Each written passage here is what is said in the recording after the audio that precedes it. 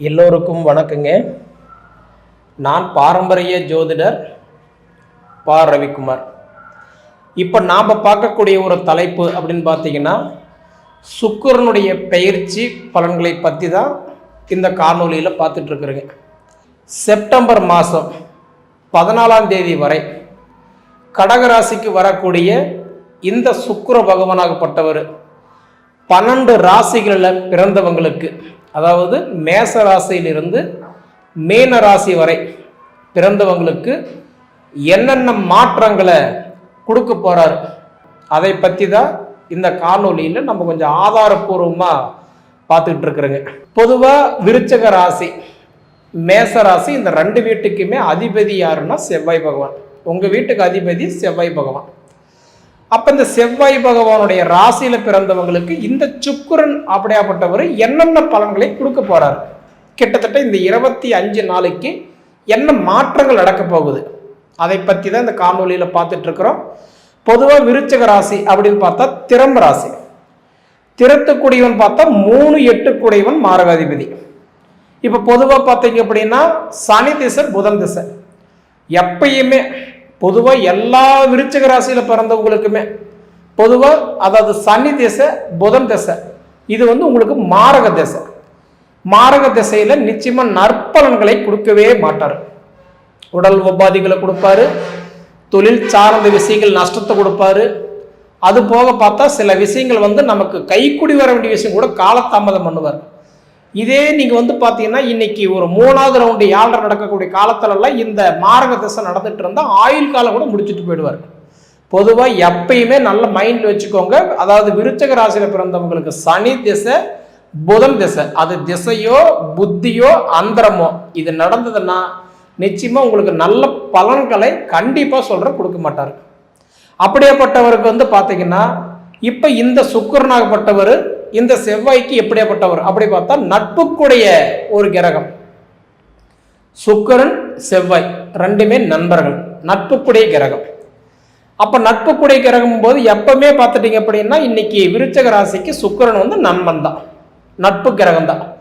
இப்படி இருக்கக்கூடிய காலகட்டத்தில் பார்த்தீங்க அப்படின்னா முதல்ல பார்க்கும்போது இந்த சுக்கிரன் ஆகப்பட்டவர் பார்த்தீங்க அப்படின்னா ஆவணி மாதம் 5ஆம் தேதி எல்லாம் பார்த்தா கடக ராசிக்கு வந்துடுறார். குருவுடைய நட்சத்திரம் வாங்கி இன்னைக்கு புனர்பூச நட்சத்திரம் 3ஆம் பாதம் மிதுன ராசியிலிருந்து புனர்பூச நட்சத்திரம் 4ஆம் பாதத்துக்கு கடகராசிக்கு பயிற்சி ஆகிறார். அப்ப பயிற்சி ஆகக்கூடிய இந்த காலகட்டத்தில் பார்த்தீங்க அப்படின்னா உங்களுக்கு முதல்ல பார்த்தா கல்வி கண்டிப்பா நல்லா இருக்கும்.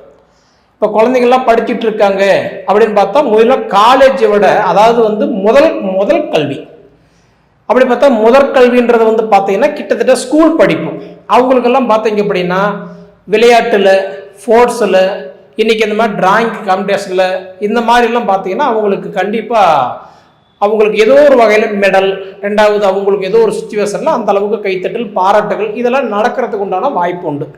சரிங்களா? இப்படி இருக்கக்கூடிய காலகட்டத்தில் பார்த்தீங்க அப்படின்னா அப்படி பார்க்கும்போது கல்வி முழுக்க கண்டிப்பாக நல்லா இருக்கு. அது முதல் கட்டத்துக்கு சூப்பராக இருக்குது. அதே சமயத்தில் 2வது பார்த்தீங்கன்னா இன்னைக்கு காதல், அதாவது விரும்பிக்கிட்டு இருக்கக்கூடிய விருச்சக ராசி நேயருங்க.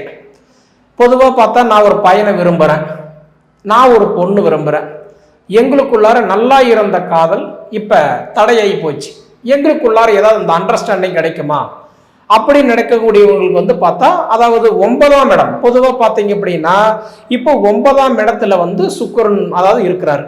உங்கள் ராசிக்கு 9ஆம் இடத்துல சுக்கிரன் இருக்கிறார்.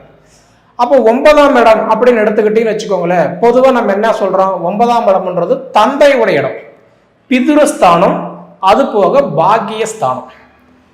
அப்படி பிதுருஸ்தானத்துல போய் பாக்கியஸ்தானத்துல போய் சுக்கிரன் உட்காரும் போது நிச்சயமா நமக்கு நிறைய இந்த பாக்கியங்கள் எதிர்பார்க்கறது கிடைக்கும். இப்போ ஒவ்வொருட கனவு பார்த்தீங்கன்னா இப்போ பொதுவாக விருச்சக ராசிக்காரர்களுக்கு எப்பயுமே 2 கனவு கண்டிப்பா இருக்கும். இதுல முதல்ல ஒரு விஷயம் என்னன்னா, தொழில் ரீதியா எனக்கு எப்போ மாற்றங்கள் நடக்கும், அதாவது நல்ல ஃபீல்டில் நல்ல லைன்ல இருந்தாலும் 4 காசு சம்பாதிச்சுக்கிட்டு இருந்தாலும் அப்பயுமே நம்ம மைண்டுக்குள்ளார ஓடுற ஒரே விஷயம் என்னன்னா, தொழில் நமக்கு எப்போ நல்லா இருக்கும், அடுத்த கட்டத்துக்கு நம்ம எப்போ போவோம், இந்த எதிர்பார்ப்பு எப்பயுமே உண்டு. ரெண்டாவது விஷயம் பார்த்தீங்கன்னா, ஒருத்தருடைய வாழ்வாதாரத்துக்கு நம்ம வந்து கண்டிப்பாக வளர்ச்சி தான் கொடுப்போமா தவிர ஒருத்தர் கெட்டு போகிறதுக்கு எப்பயுமே நம்ம உறுதுணையே கண்டிப்பாக இருக்க மாட்டோம். அப்படி பார்த்தா எல்லாரும் வாங்கி கெட்ட பேர் வாங்கினா நீங்கள் கொடுத்து கெட்ட பேர் வாங்கக்கூடிய ராசி எனக்கு தெரிஞ்சு விருச்சிக ராசிக்காரங்க தான். அது அண்ணன் தம்பியாக இருக்கட்டும், அப்பா அம்மாவாக இருக்கட்டும், சொந்த பந்தமாக இருக்கட்டும், உறவுகளாக இருக்கட்டும், நீங்கள் கொடுத்து உதவி பண்ணுற வரைக்கும் உங்களுக்கு நல்ல பேர் உண்டு. கொடுக்குறத நிறுத்திட்டீங்கன்னா கண்டிப்பாக அந்த இடத்துல உங்களுக்கு நல்ல பேர் இருக்காது.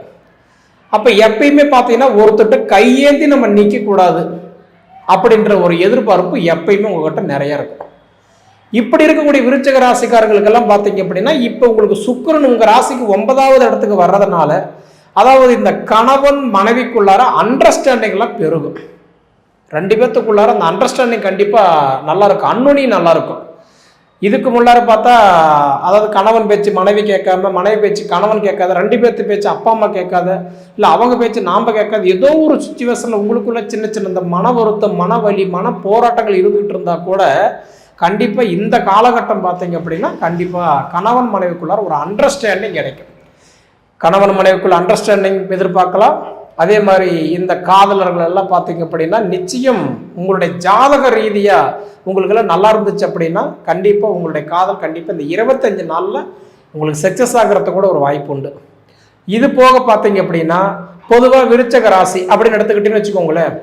அதாவது எல்லாரும் கேட்குற கேள்வியெல்லாம் ஒன்று தான், சாமி என் விருச்சிக ராசிக்கு நான் எந்த கோயில் போனால் எனக்கு நல்லா இருக்கும், எனக்கு நற்பலன்களை கொடுப்பாரு, அந்த தெய்வ அனுகிரகம் எனக்கு எப்படி இருக்கும் அப்படின்னு வந்து பார்த்தீங்கன்னா, ஸ்ரீ அலர்மேல் மங்கை, அலர்மேல் மங்களபுரத்தில் இருக்கு, கீழ்த்திருப்பதியில்.